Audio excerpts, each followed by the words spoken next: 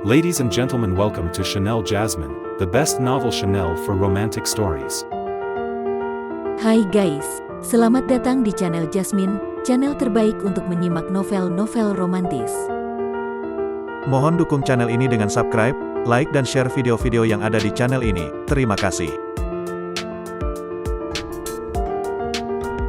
Perintah Kaisar Naga bab 4349, 4350, 4351. Su Qingxiu di depan melarikan diri dengan putus asa, sementara 5 kultivator iblis di belakang mengejarnya. Mereka menyerang Su Qingxiu dari waktu ke waktu, tetapi mereka tidak menggunakan gerakan membunuh mereka ke laut mati, itu akan merepotkan. Setelah Su Qingxiu dengan putus asa melarikan diri ke pulau terpencil, dia tampak sedikit kelelahan dan hanya bisa menjatuhkan tubuhnya di pulau terpencil. Melihat ini, 5 kultivator iblis melancarkan serangan langsung ke arah Su Qingxiu. Sinar cemerlang menembus malam, dan aura yang tak terhitung jumlahnya menyerang ke arah Su Qingxiu. Su Qingxiu tidak lagi memegang pedang di tangannya, jadi dia hanya bisa menghindar dan bertahan terus-menerus. Namun, ini tidak bertahan lama. 5 kultivator iblis dengan cepat mengepungnya. Kalian para kultivator iblis sialan benar-benar membunuh ratusan anggota Sekte 1000 Pedang kami demi buku rahasia Sekte 1000 Pedang kami. Suatu hari nanti aku akan memusnahkan kalian semua cepat atau lambat. Su Qingxiu melihat kelima kultivator iblis yang mengelilinginya, mengertakkan gigi dengan ekspresi keengganan. Kekuatannya hanya alam Mahayana tingkat pertama, tetapi lawannya memiliki alam Mahayana tingkat pertama, dan 4 kultivator dari alam kesengsaraan tingkat 9. Jika dia memiliki pedang di tangannya, dia masih bisa melawan untuk sementara waktu, tetapi sekarang tanpa pedang, dia ibarat harimau tanpa gigi, dan kekuatan Su Qingxiu akan sangat berkurang. Itu semua salah orang sialan itu karena telah mematahkan pedangku.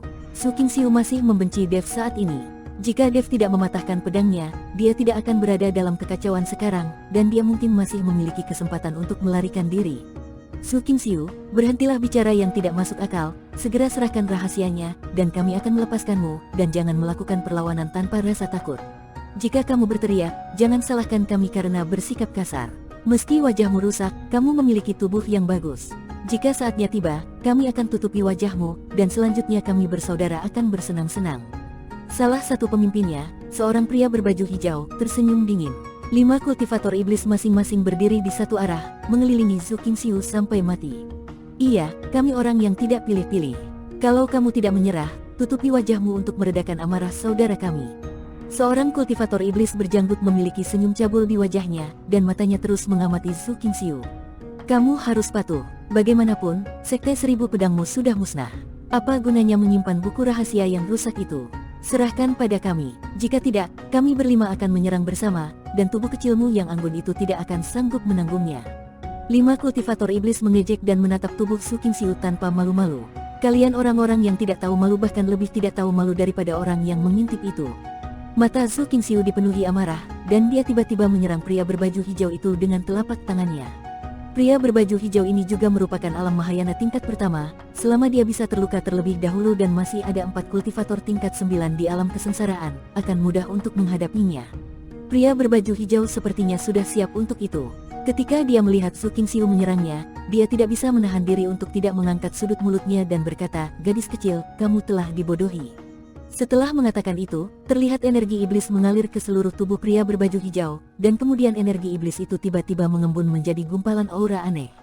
Dengan lambaian lembut telapak tangannya, 4 orang lainnya juga memancarkan aura.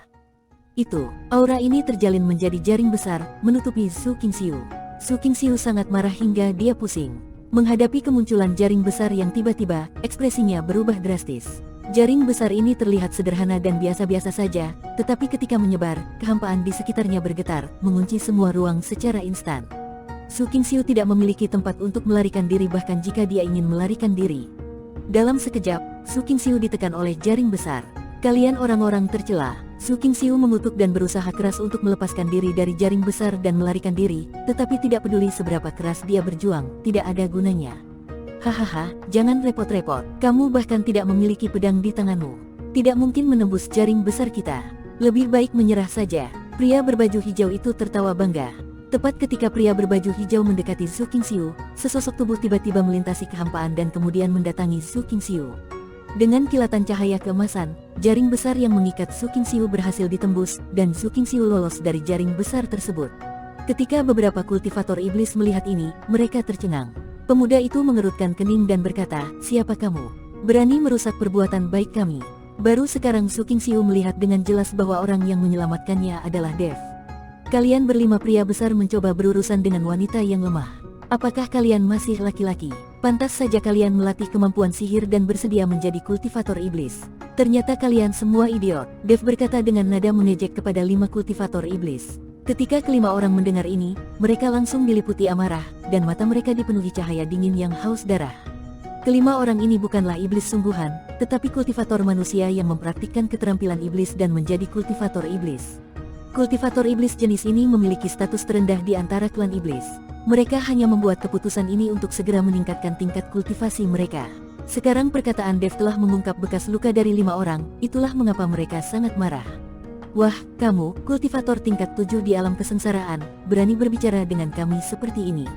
Kamu lelah hidup." Pria berbaju hijau melambaikan tangannya, dan jaring besar yang dibelah Dev menutup dan menuju ke arah Dev dan Su Qingxiu.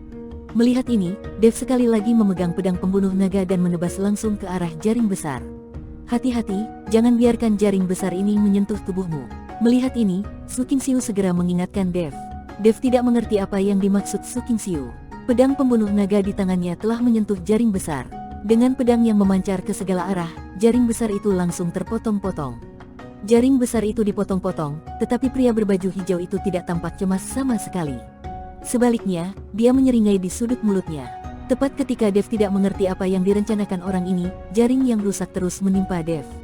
Setelah jaring besar yang pecah ini menimpa Dev, jaring tersebut segera dipelintir dan membungkus Dev dengan erat. "Hahaha, apa menurutmu kamu bisa kabur jika berhasil memecahkan jaring sebesar ini?" Pria berbaju hijau itu tertawa dan berkata, "Barangmu ini agak menarik." Dev melihat jaring besar yang mengikatnya. Bukannya takut, dia malah tertarik. "Buruan bebaskan dirimu, cepat bebaskan dirimu. Jaring besar ini tidak hanya membatasi pergerakanmu, tapi juga menyerang kesadaranmu dan membuatmu tidak sadarkan diri." Su Qingxiu melihat Dev tertahan oleh jaring besar dan segera mengingatkannya. Saat dia selesai berbicara, Dev merasakan aura aneh datang dari jaring besar, terus-menerus menuju ke tubuhnya.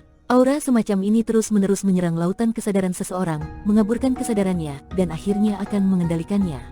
Dev tersenyum. Jika serangan spiritual semacam ini bisa menembus lautan kesadarannya sendiri, itu akan menjadi lelucon. Bukan saja ada kode emas Daluo di lautan kesadaran, tapi ada juga sisa jiwa Raja Iblis Awan Merah yang menjaga lautan kesadarannya. Dengan hal-hal kekanak-kanakan ini, mustahil untuk menembus lautan Dev kesadaran. "Oh, kepalaku sakit sekali. Kenapa aku merasa jadi bodoh?" Dev tiba-tiba menutupi kepalanya dan berteriak kesakitan. Su Qingxiu sangat cemas sehingga dia menggaruk-garuk kepala dan kepalanya, tetapi adakah yang bisa dia lakukan? Dia bahkan tidak memiliki senjata di tangannya, dan dia tidak dapat membantu Dev melepaskan belenggu jaring besar itu. "Hahaha, dasar idiot, sebentar lagi kamu akan berada di bawah belas kasihanku, aku akan membiarkanmu melakukan striptease." Pria di sini tertawa terbahak-bahak saat melihat Dev seperti itu. Untuk sesaat, mata Dev tidak bernyawa dan dia tampak seperti zombie. Jelas sekali bahwa lautan kesadaran telah ditembus dan tidak ada kesadaran spiritual. Pria berbaju hijau melihat ini dan dengan satu gerakan, jaring besar di Dev ditarik kembali. Dev. Melihat ini, Su Qingxiu buru-buru melangkah maju dan mengguncang Dev, mencoba membangunkan Dev. Namun teriakan Su Qingxiu segera mengejutkan kelima kultivator iblis. "Kamu bilang nama orang ini adalah Dev?" Pria berbaju hijau memandang Su Qingxiu dan bertanya. Su Qingxiu memelototi pria berbaju hijau, tapi tidak memperhatikannya. "Saudaraku, nama orang ini adalah Dev. Bukankah dia orang yang diburu oleh pemimpin aliansi dengan imbalan sumber daya 100 tahun? Kultivator iblis berjanggut bertanya dengan suara rendah. "Sangat mungkin jika itu benar-benar dia, kita berlima bersaudara akan mati." Mereka semua mengatakan bahwa Dev sangat kuat. Begitu banyak orang yang gagal menangkapnya. Sekarang tampaknya reputasinya hanya isapan jempol belaka. "Kita bisa menangkapnya begitu saja," pria berbaju hijau berkata dengan sangat bangga. Su Qingxiu tidak tahu apa yang orang-orang ini katakan, dan dia tidak tahu bahwa Dev diburu oleh aliansi penyegel iblis dengan persembahan 100 tahun. Jika dia tahu, dia tidak akan begitu tenang ketika mendengar nama Dev. Lagi pula, nama Dev sangat terkenal di dunia serp dan manusia. Dev mendengarkan percakapan antara beberapa kultivator iblis dan mengetahui bahwa orang-orang ini sebenarnya adalah anggota aliansi penyegel iblis. Bahkan tanpa Su Qingxiu, Dev tidak akan melepaskan orang-orang dari aliansi penyegel iblis ketika dia bertemu mereka. "Nak, sekarang aku perintahkan kamu melepas pakaian wanita ini." Pria berbaju hijau memerintahkan Dev. Sekarang lautan kesadaran Dev telah ditembus, dia telah lama kehilangan kendalinya dan sepenuhnya bergantung pada belas kasihan orang lain. Ya, Dev mengangguk dengan lesu, lalu meraih Su Qingxiu. Apa yang akan kamu lakukan? Cepat bangun, bangun. Ketika Su Qingxiu melihat Dev mencoba melepas pakaiannya, dia hanya bisa terus mengelak dan berteriak agar Dev bangun. Dia juga tahu saat ini bahwa Dev bukanlah orang jahat, jika tidak, dia tidak akan membantunya keluar dari masalah, tetapi sekarang Dev dikendalikan oleh pihak lain, Su Qingxiu tidak tega melakukan apapun pada Dev. Bagaimanapun, Dev jatuh ke dalam perangkap pihak lain untuk membantu dirinya sendiri dan menjadi seperti sekarang ini. Hahaha, cepat lepas untuk dia. Menarik sekali. Saya akan merekam adegan ini dengan kristal perekam sehingga orang lain di aliansi penyegel iblis dapat melihat bahwa Dev, yang terlempar ke langit, berubah menjadi mayat. Berjalan di tangan saudara-saudara kita. Setelah kultivator berjanggut selesai berbicara, dia mengeluarkan kristal perekam dan mulai merekam semua yang ada di tempat kejadian. Dev melangkah maju, meraih Su Qingxiu, dan terus merobek pakaian Su Qingxiu. Su Qingxiu mencoba yang terbaik untuk melindungi dirinya sendiri, dan berkata dengan tergesa-gesa, "Jangan lakukan ini. Jika kamu melakukan ini lagi, saya tidak punya pilihan selain bersikap kasar kepadamu, bisakah kamu bangun? Jangan khawatir, aku tidak akan melepas pakaianmu." Saat ini, Dev tiba-tiba berbisik. Su Qingxiu tertegun dan menatap Dev dengan tidak percaya, "Apakah kamu tidak sedang dikendalikan?" Dengan trik-trik kecil mereka, mencoba mengendalikan lautan kesadaranku hanyalah mimpi. Aku hanya menggoda mereka, Dev berkata sambil tersenyum tipis. Melihat ini, Su Qingxiu menghela nafas lega, lalu bertanya, "Lalu apa yang harus kita lakukan selanjutnya?" "Kami berdua berpura-pura berkelahi, kamu memancing seseorang, dan aku membunuhnya secara tiba-tiba," kata Dev. "Bagaimana aku memikatmu ke sini?" Su Qingxiu sedikit bingung. Dev merobek pakaian Su Qingxiu, memperlihatkan kulit seputih saljunya. "Ah!" Su Qingxiu panik dan langsung menamparkan Dev. Setelah pemukulan, Su Qingxiu merasa sedikit menyesal, tapi itu hanya reaksi naluriah. Bersambung.